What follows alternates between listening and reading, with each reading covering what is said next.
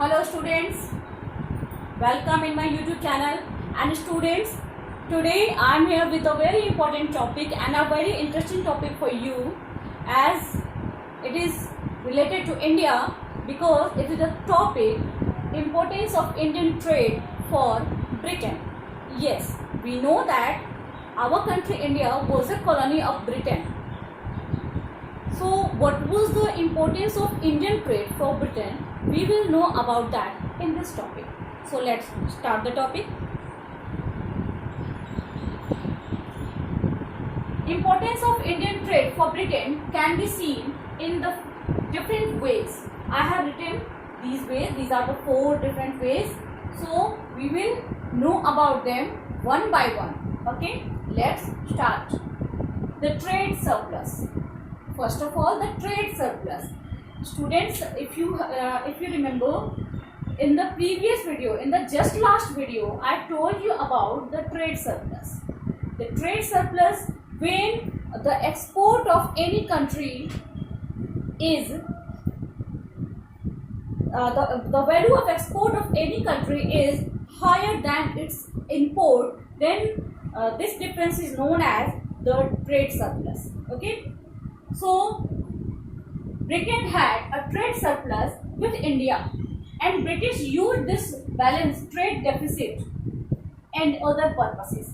Britain को India के साथ ट्रेड करने में ट्रेड सरप्लस मिलता था, यानी इंडिया से वो जो चीज़ें इंपोर्ट करता था और जो एक्सपोर्ट इंडिया में करता था उसमें उसके एक्सपोर्ट करने में उसे ज़्यादा फायदा होता था, इसलिए इंडिया से ट्रेड सरप्लस उसे मिल रहा था और इस सरप्लस को वो अपने ट्रेड से रिलेटेड दूसरी ज़रूरतों को पूरा करने में इसको इस्तेमाल वो कर रहा है। Next one is the home charges. British trade surplus in India also helped to pay the home charges that included the private remittance home by British officials and the traders, interest payment of India's external debts and the pensions of the British officials in India. इसके अलावा जो home charges, यानी कि British people जो यहाँ रहते थे उनके रहने का खर्च, उनके ऊपर जो खर्च आ रहा था, उन्हें जो सैलरी देनी पड़ रही थी, उन्हें जो पेंशन देने पड़ रहे थे, इसके अलावा इंडिया के लिए इंडिया का जो भी रिलेटेड एक्सटर्नल जो भी डेब्ट था, जो भी चीज़ें थी, जो भी पेमेंट करना था, जो भी इंटरेस्ट वगैरह देना पड़ रहा था, ये सारी चीज़ें वो ट्रेड सरप्लस के थ्रू कर ले रहे थे। तो इससे क्या फ़ायदा हो रहा था ना कि इनका अपना कुछ नहीं लगता था, इनका अपना कोई भी इन्वेस्टमेंट नहीं हो रहा था, ये सारा का सारा चीज़ इंडिया के ट्रेड से ही इनका सॉल्व हो जा रहा था। यानी इन्हें एक कहते हैं ना कि मुहावरा है, आम के आम और गुठलियों के नाम, कुछ ऐसा ही था। इंडिया में इन्हें ट्रेड सरप्लस ऐसा मिल रहा था, अपना रॉ मटेरियल तो मंगा ही रहे थे और चीज़ें एक्सपोर्ट करने से यहाँ पे ट्रेड सरप्लस ही ऐसा मिल रहा था कि सारा इनका खर्च जो था वो इसी के भरोसे निकल जा रहा था। नेक्स्ट है मेजर सप्लायर ऑफ कॉटन. साथ में इंडिया कॉटन का एक मेजर सप्लायर दिखाने के लिए India remained a major supplier of raw cotton to British. It was required for the cotton industries in Britain.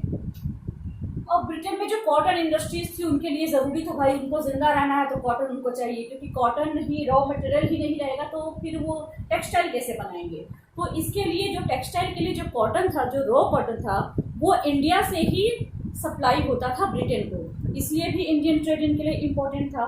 And the last was a big market, एक बड़ा market. India was considered as a huge market for the British goods. They were also getting here the cheap labor. साथ में India एक बहुत बड़े market के रूप में इनके लिए था, ब्रिटिश गुड के लिए, क्योंकि इंडिया इतनी बड़ी कंट्री, अभी तो इंडिया का पार्टीशन हो चुका है, बांग्लादेश भी है, पाकिस्तान भी है, लेकिन आप सोचिए कि उस समय ये बांग्लादेश, ये पाकिस्तान सब कुछ इंडिया में ही था और इंडिया के जो लोग थे वो उनकी सारी डिमांड्स को ब्रिटिश गुड्स से ही पूरा कर रहे थे। तो एक बहुत बड़ा मार्केट ब्रिटिश गुड्स के लिए इंडिया में अवेलेबल था, इसलिए भी इंडियन ट्रेड जो था वो ब्रिटेन के लिए बहुत ही इम्पोर्टेंट था।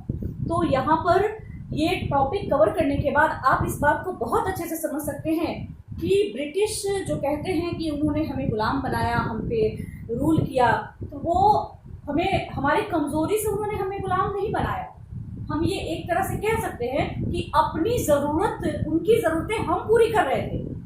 ठीक है, कहने को हम हमारे ऊपर ब्रिटेन का रूल था, लेकिन कहीं ना कहीं उनकी ज़रूरतें हम पूरी कर रहे थे, उनके खर्च हम चला रहे थे। ठीक है, तो वो एक तरह से इंडिया का कर्ज था ब्रिटेन पे, इंडिया का कर्ज है ब्रिटेन पे। ब्रिटेन आज जो है, आज जिस रूप में है, उसमें एक बहुत बड़ा हिस्सा इंडिया से लिए हुए इस कर्ज का है, हम ये भी कह सकते हैं। ठीक है, तो मैं तो ब्रिटेन को इस रूप में नहीं देखती कि इसने हम पे कभी रूल किया है, मैं हमेशा इस रूप में देखती हूँ कि इसने हमसे कर्ज लिया है, चाहे वो मांग के लिया हो या वो छीन के लिया हो।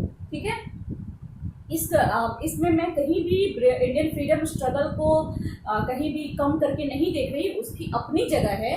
ठीक है, लेकिन जहाँ तक ट्रेड की बात है, जहाँ तक इंडिया से ट्रेड सरप्लस लेने की बात है, तो कहीं ना कहीं ब्रिटेन इंडिया के कर्ज से चला, इंडिया के कर्ज पे चढ़ा और आज भी इंडिया का कर्जदार है। ठीक है, और अगर आप इस बात से सहमत हैं तो मुझे कमेंट्स में लिख के ज़रूर बताएं, ताकि मैं जान सकूं कि आप इस बात से सच में सहमत हैं। ठीक है, okay students, bye, wait for the next video.